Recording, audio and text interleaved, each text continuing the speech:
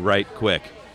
All right, one of the interviews that I always look forward to every year is that we do here is with Reverend Craig Williams. I almost said Washington. I know better.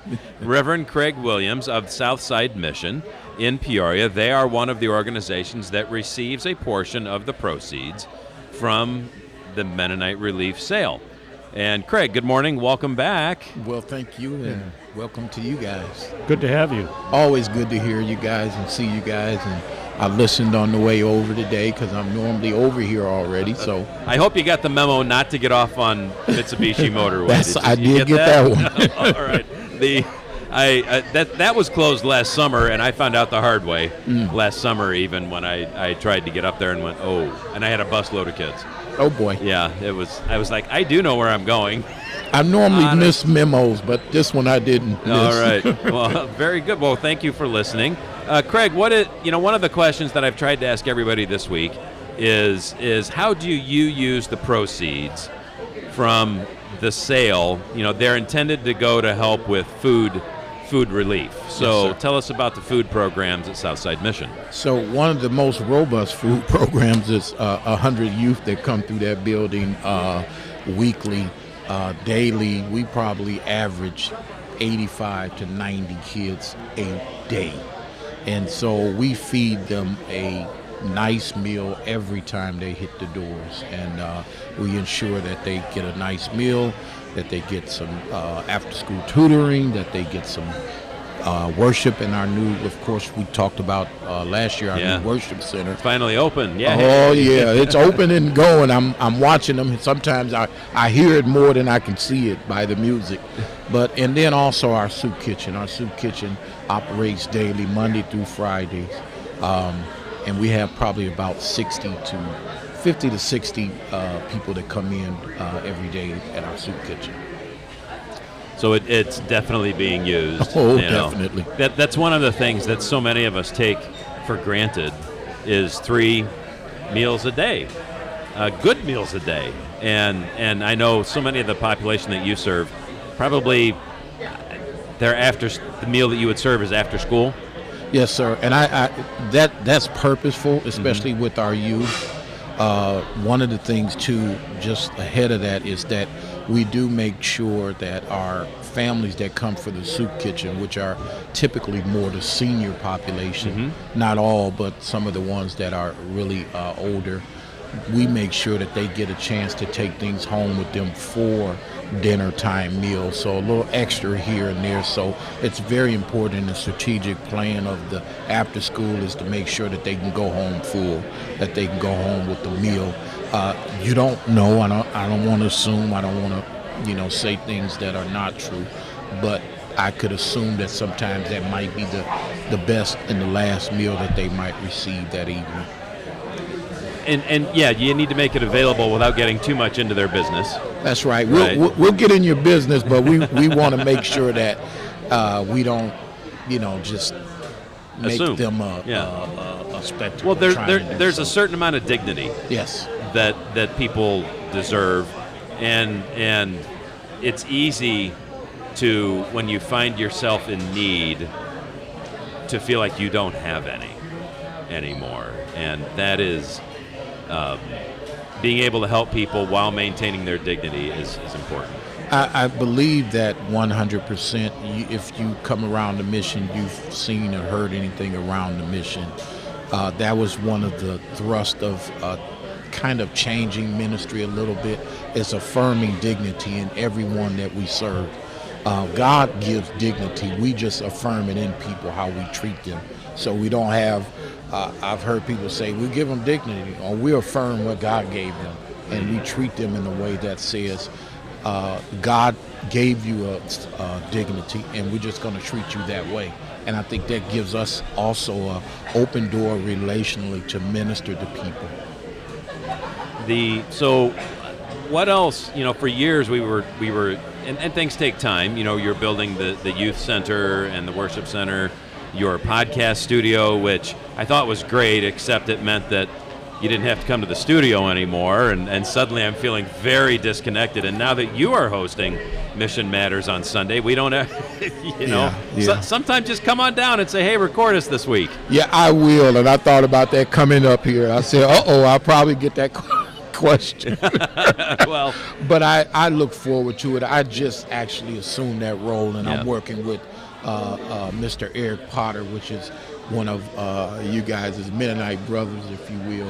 And he's really going to be a major part of just taking that to the next level. I've always wanted to do a podcast.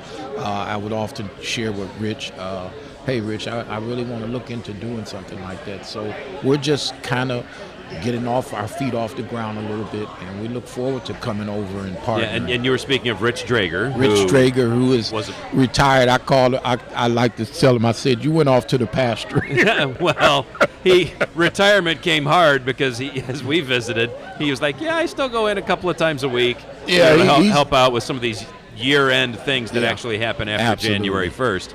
And I know because I was working on the same year-end things for us, and but he was through here just a little bit ago. But I would figure he would have been here. So there. What do you have? We got to take a break here in just a minute, Craig.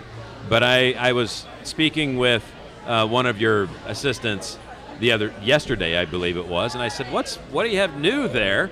Hey, there's Ryan, and she said actually our Camp Kearney is undergoing some good stuff right now. Oh, absolutely. Camp Kearney, our dining hall, is getting a full makeover. I tell you, it's been, I believe I remember it was 1962 since there had been any changes out there.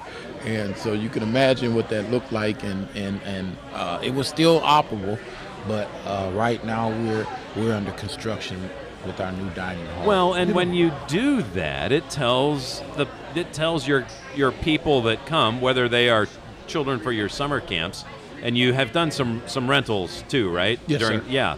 It just tells the people who come that you value them. Absolutely. If they feel that, if they know that, that is one of the most important things I think that gives us always inroads into their heart. We earn the right to share Jesus Christ with people by how we treat them. Yeah, Craig, let's do more of that on the other side of the break, which we're going to do in just a minute. But first, Schrock Repair was our quarter-hour sponsor for this segment. They are located in Goodfield, right there on Route 150. They work on cars, trucks, vans, and boats. They'll fix your boat, or they will just do that routine maintenance for you. Visit schrockrepair.com. It's 11:15 here on the Word WPEO. Back for more after this. Back to Genesis with Dr. John Morris, scientist with the Institute for Creation Research.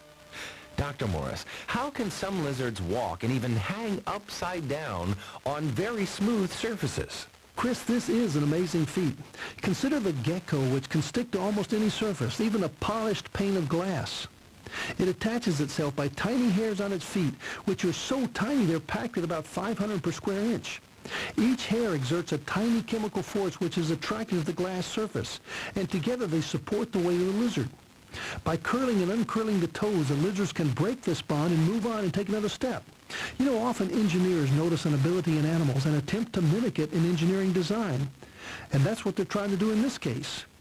Maybe by modeling the gecko lizard, we can even have Spider-Man clinging to smooth surfaces. Such things are possible if you go back to Genesis for your starting point. Thanks for joining us for Back to Genesis. It's not unusual for parents of strong-willed children to struggle with feelings of guilt and self-doubt over the constant tug-of-war in their homes. Here's today's Dr. Dobson Minute with Dr. James Dobson. Unfortunately, too many parents have been told by the experts that managing children should be duck soup for those who do it right. That leaves them with intense self-condemnation when things don't work out so smoothly. If you're facing this kind of tension in your own life, let me give you 3 assurances. First, it isn't all your fault. fault. Second, it won't always be so difficult. And third, you're probably doing a much better job than you think. Statistics show that most strong-willed kids later become stalwart, respectable, hard-working adults who can't believe some of the things they used to do. You may even see the day when your formerly defiant offspring comes to you for advice, worn out from the tug-of-war with his own very strong-willed child. For more information, visit drdobsonminute.org. Standing with you and your family. The Word. WPEO. And we're back live here at the Interstate Center. Paul Scott, Mark Hutchison, and Reverend Craig Williams of the Southside Mission visiting about the ministry of Southside Mission and how the proceeds from this sale support their mission. Reverend Craig, Camp Kearney. You told me the story. It may have been last year here, Yes, sir. Paul and I. The inner city children that come out of the inner city of Peoria to the camp. What a phenomenal experience that has to be for them. Yeah, we have noticed it's kind of a break away from, like, I can liken it to going from New York to Peoria.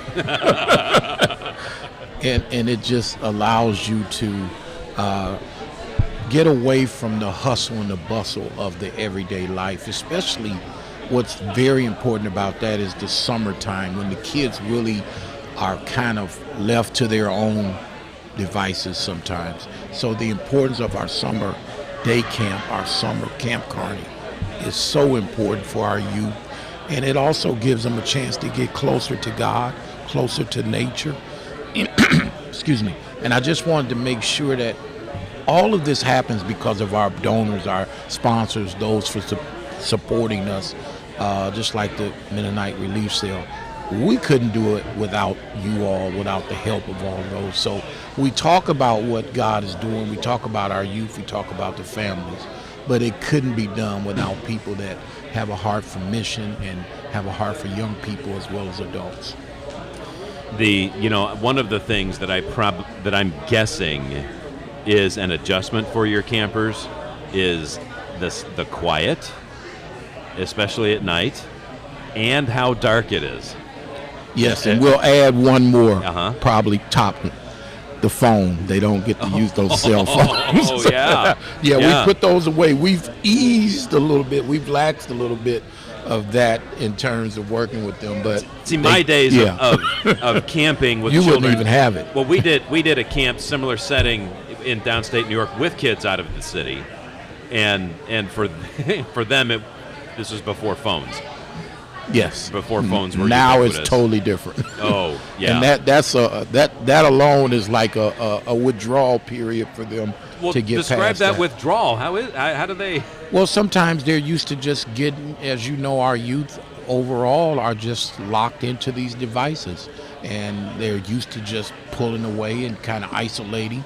What that does out there when they're at Camp Kearney is creates more community, creates more socialization with young people, and that is important for overall how our kids' health goes and how they interact in public. Go ahead, I was just going to ask you, what's the age range of kids that come out to Camp Kearney? So you pretty much got around 8 years old, and it will go up to 18. You probably more leaning toward more of the 16-year-olds that are. Yeah. We do have some older ones that come out now, and what they've learned to do, and what we've kind of built into the Camp Kearney is that they become junior counselors. So we get a chance to really pour back into our youth, and sometimes some of them also get employed. We have two young people that has went through all of the missions programs that are now employed by the mission.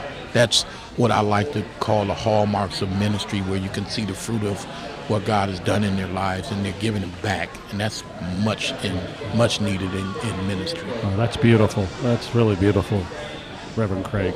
Thank you. That's really praise God. So, Craig, we have just a few minutes here. What else is happening at Southside Mission? We've talked about Camp Kearney, and you're remodeling What year did you say that? It's a 40-year-old at least. Yeah, that's been. I think they started out there. They dropped that from Caterpillar in 1962. Oh, so it's actually about 60 years since your dining hall has been. I was born in 1962. Don't count it up. I just did, but I won't say it out loud. So, is there anything else that's been happening at Southside Mission that you want to share with us this morning in the time we have left? Yeah, one of the things that are all of the mission right now is going deeper.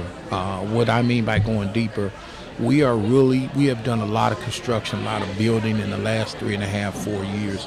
Now we're trying to really ensure that our programs are going deeper within those ministries, that are utilizing them to the fullest, and then also ensuring our donors that what they supported us in for our youth is being utilized for the fullest.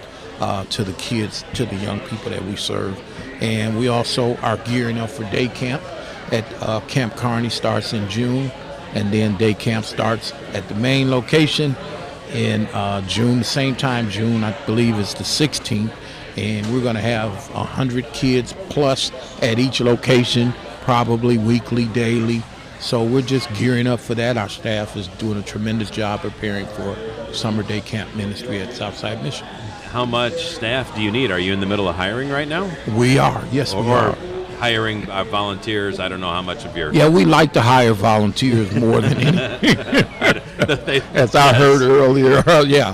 The volunteer, we do have some great volunteers that will be helping serving meals and things like that, but we do need volunteers. Reverend Craig, what do you still offer the culinary program? The culinary is youth now. That's one of the big things at the summer day camp. The youth culinary is actually fully in swing in the summer program. And that's how we basically piloted that program. So we're continuing to do that with this year's day camp. So the kids, you'll see and hear a lot about what they're doing this year with their culinary meals, and also preparing for the garden so that they can bring those produce back in and utilize those when they're in the fall season, when they come back from after school. Nice. Tell me more about your garden. Well, it's a little greenhouse we have there, and it's just they're preparing little things. They actually start, I believe, with flowers, and they plant flowers here, and then what we do is we do a little small sale, and they use the proceeds to continue to buy seeds and the plant. I think we had watermelons last year. We had carrots. It was quite a bit of stuff that we planted out there, and then they take it back in and produce and bring it back to the kitchen and then serve it. Okay, I love to hear that. I don't know if Ryan Foster of Budded Matah walked through here just a minute ago. I missed him. Yeah, he's, okay. I don't know, he was over, I think, getting donuts with his family a minute ago. I gave him a quick shout out, but and Ryan works with families throughout Peoria, mostly on the south end, to have their own garden. Absolutely. Right? We partner with, he has one of we've actually partnered with Ryan for the last 4 years. He has a space that we donated for him to have a garden. That's fantastic. And one of the things he'll say is that getting people outdoors and working with their hands in the ground is almost therapeutic in so many ways. He does a tremendous job. He works with our youth. He helps train them also. We've done that for the last few years in making sure our youth know how to garden and what the little basic tools are, how you can plant and harvest when you get it ready. You know, when he came through, I was kind of surprised because as nice as it is, I would have been like, you know, gardeners today, I'm going to get my ground ready. It's maybe early to plant. Not everything. There's some things you can put down already. But when I saw him, I was pleasantly surprised, you know, that he took some time. He's an awesome youth, awesome man of God. I tell you that I can think about if I had what he had at his age, I would be a lot better off in life. He's a great man of God, though, and loves to share everything that God has given him for the community, especially 61605. Yeah, remarkable. What we've heard it a number of times, Reverend Craig, this morning, that the community support that Christian organizations in Central Illinois get from volunteers not just financially, which is very important, but just the volunteers coming out to serve you at Southside Mission, but that their heart for Jesus Christ is to come out and serve. That is so awesome. I was listening to you guys earlier on there with Home Sweet Home and just hearing that. And then also just imagine how small Peoria is, but there's a mighty army of volunteers, of people that support local ministries that are not, as I often say, we're not competing with one another, we're completing one another, and what God has given all of us to do in unique spaces in Southside Mission and Pathways and other ministries. That's awesome to see that, and that is only, I believe, because God's hand and his touch is on it. And I'm in awe watching it, and I'm glad I've had the last 23 years to be a part of it. Praise the Lord. Praise the Lord. All right, Craig, thank you. Thank you so much for making the journey over here today. And lovely. I know you shared with us before going on the air, you had some dental work done recently, and talking still kind of hurts a little bit. So. Just a little bit. My wife, I use that a lot at home. Yeah, okay, I don't have to talk. I can't talk right now, honey. Sorry. Gotta listen, though. Yes. Yeah, well, that's why you have two ears. Amen. And one mouth. All right. Thank you so much, Craig. Thank God bless you as you continue to work at work and lead and serve. You not only lead, but the leader is oftentimes the chief servant at a place like Southside Mission, or really in any ministry. Thank you so much. All right, before we go to our break, we need to announce our last two winners of the here at the giveaway station, sponsored by Goodfield State Bank. I mentioned our Arleta Litweiler-Craps. She's one of our advertisers in our booklet and sponsors of this broadcast, but she's also eligible to enter her name, and she won in that drawing. She took the gift certificate to the meat market. And Diane Weir, also her name was drawn, and she took the certificate for ribeye sandwiches. Congratulations to Diane. Also, thank you. Hey, Craig, did you know you were the quarter-hour sponsor? No, I didn't. Yeah. I knew I was trying to be somewhere in a sponsorship. The Southside Mission was the quarter-hour sponsor for us. Their mission, of course, is to proclaim Jesus Christ in His name, and in His name, love their neighbors and provide hope to the community through life-transforming ministries. And, Craig, I'll give your website for you, southsidemission.org. Thank you so much for being with us. Thank you for partnering with us to promote this broadcast. And we're going to take a break, and when we come back, Nelson Hostetler will have another field report for us, this time from 10,000 Villages, and we'll also hear from Brian Veeder again as we wrap things up here of our live coverage at the Illinois Mennonite Relief Sale. We'll be right back.